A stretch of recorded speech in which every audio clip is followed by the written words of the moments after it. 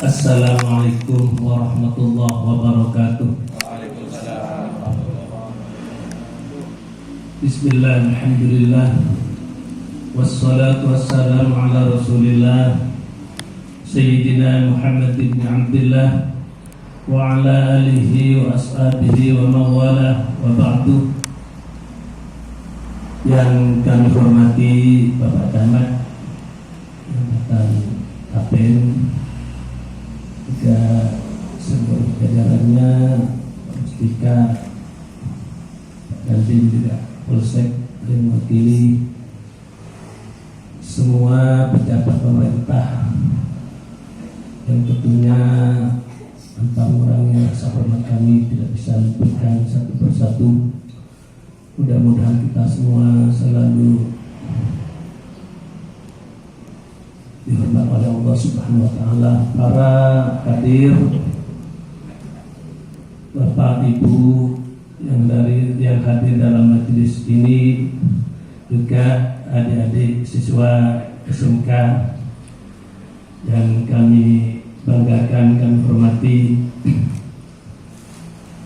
Marilah kita awali pertemuan kita ini dengan memanjatkan puja dan puji syukur kehadirat Allah Subhanahu wa taala dengan kalimat alhamdulillahirabbil alamin, di mana kita alhamdulillah di pagi hari ini kita masih diberi nikmat Allah, nikmat yang tentunya tidak ada bandingannya, yaitu nikmat sehat, nikmat iman wal Islam. Juga selain sehat, kita diberi nikmat sempat untuk hadir di majelis ini. Para hadirin,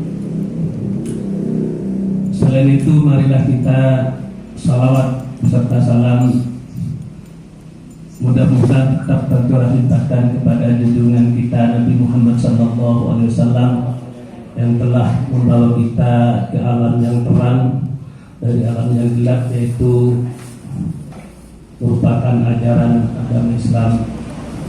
Mudah-mudahan ajaran yang telah kita tanpa sedikit pun keraguan kita yakini bahwa Islam adalah yu'la wa la yu'la alaih, agama yang paling diterima, paling diridai Allah Subhanahu wa taala. Para hadirin yang kami hormati,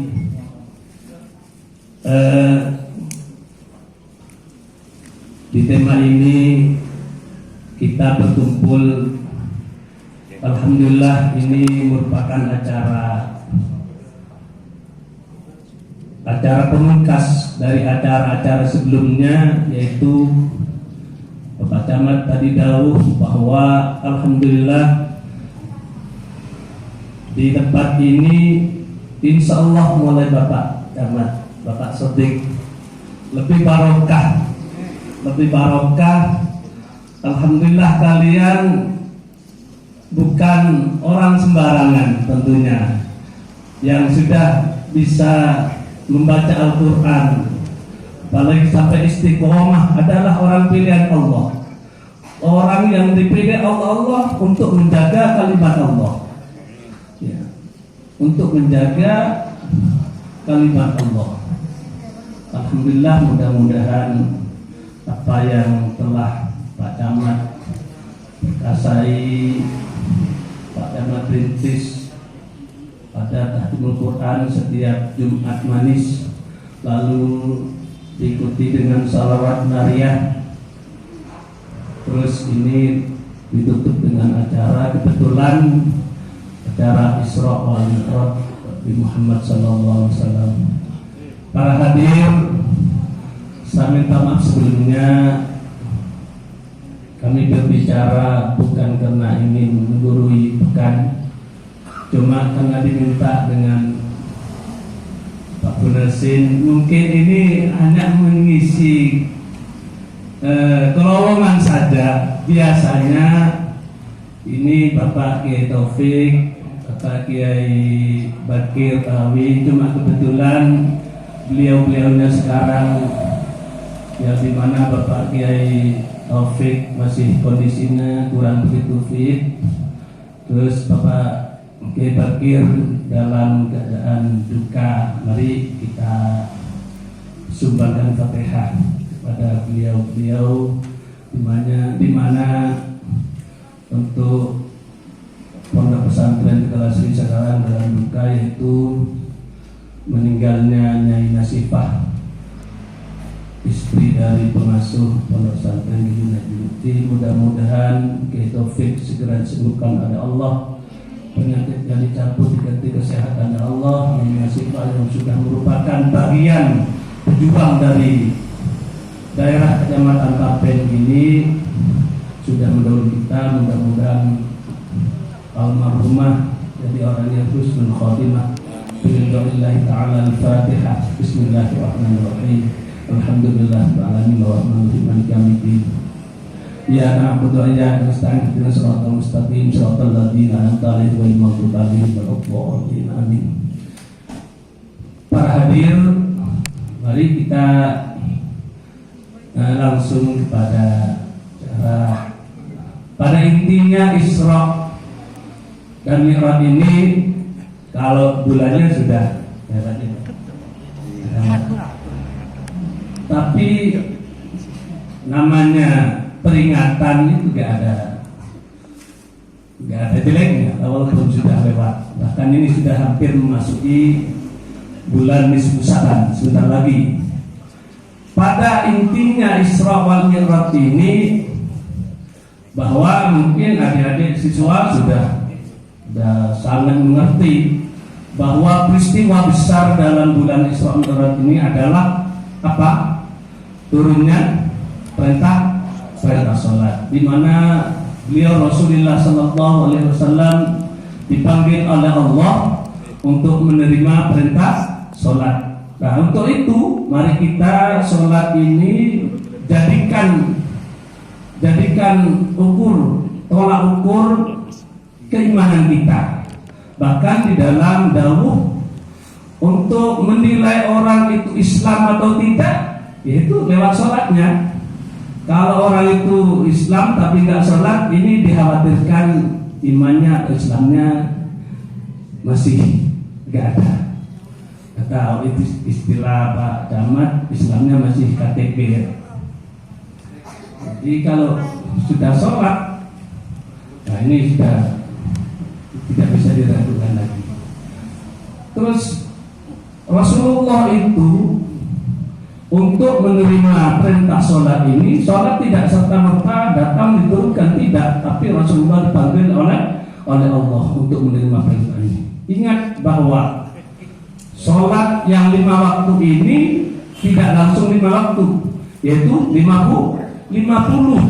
Saking kasih sayangnya, saking cintanya Nabi kita Nabi Muhammad Sallallahu Alaihi Wasallam kepada umatnya, akhirnya beliau mondar-mandir sholat dikurangi 5 sehingga menjadi 5 waktu. Berarti berapa kali Rasulullah menghadap kepada Allah? Berarti 9 kali. 5 dikurangi 5 kena khawatir. Dan khawatir umatnya yang katanya umat paling kecil, cuma imannya besar, ini dikhawatirkan tidak mampu melakukan sebagaimana umat-umat Nabi terdahulu. Oleh karena itu, maka marilah kita, alhamdulillah, di sini sholawat Maria menjadi rutinitas. Setiap Jumat Manis dibacakan 4.444 sholawat Maria. Insya Allah Desa Kapen ini dengan barokah tahtimul Quran, salawat di mana-mana dibaca, dengan gagasan Bapak Camat, alhamdulillah insya Allah lebih barokah Allah Subhanahu wa Ta'ala. Para hadirin, kenapa sholat sangat penting menjadi momentum bagi semua kelakuan kita? Kenapa? Karena kita itu tahu bahwa sholat ini katanya dalam bawah awwal ma yuhasabu bil 'abdu as-shalah. Pertama kali yang dinilai besok kelakuan manusia, perbuatan manusia, amal-amal manusia ini adalah sholat. Fa'idha soluhat sa'iru amali. Kalau sholatnya sudah baik, maka akan baik pula semua amalnya. Sebaliknya, fa'idha fasadat sa'iru amali. Jika sudah jelek amal sholatnya, atau sering bolong-bolong, atau sering ditinggalkan, atau masih ada sama sekali yang belum melaksanakan, maka jangan harap amal-amal yang lain itu akan baik. Maka oleh karena itu, insya Allah kalau kita semua sudah konsekuen, sudah benar-benar melakukan sholat ini dengan baik, maka perbuatan yang sifatnya masih ada di dunia akan ikut baik pula. Karena begini, coba sekarang saja, kalau pejabat kantor, pejabat pemerintah ke kantor saja, misalnya ke kantor kecamatan, sering telat saja, gimana nanti sikapnya Pak Camat? Ya, pasti Bapak akan sehari masih diampuni, 2 hari, nanti lama-lama Pak Camat akan mangkel, akan marah kalau sering masuk lambat. Apalagi pas gak masuk, jarang-jarang masuk. Wah, ini mungkin Pak Camat tidak hanya marah. Begitu juga kita kepada Allah.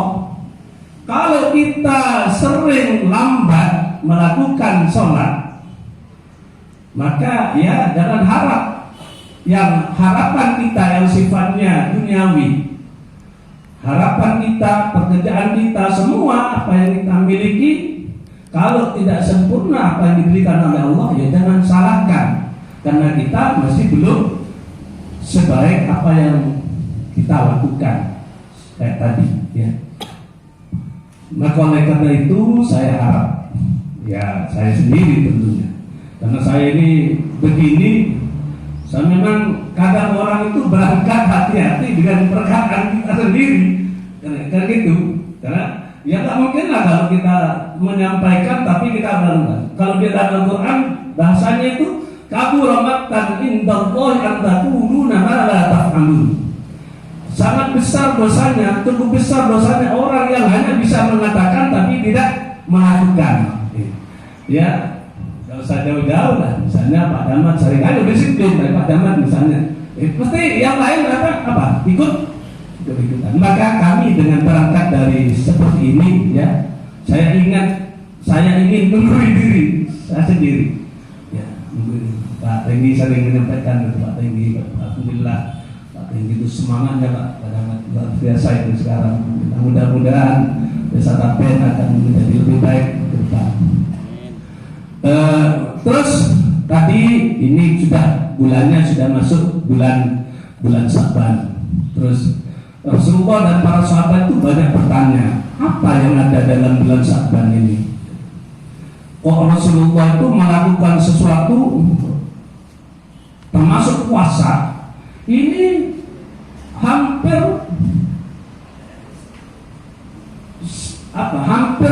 ya, tidak semua bulan Sa'ban beliau berpuasa, tapi ditimbang dari bulan-bulan yang lain, Rasulullah ini banyak lebih rajin ketimbang bulan-bulan yang lain melakukan puasa atau kegiatan-kegiatan amal yang di luar bulan Sa'ban.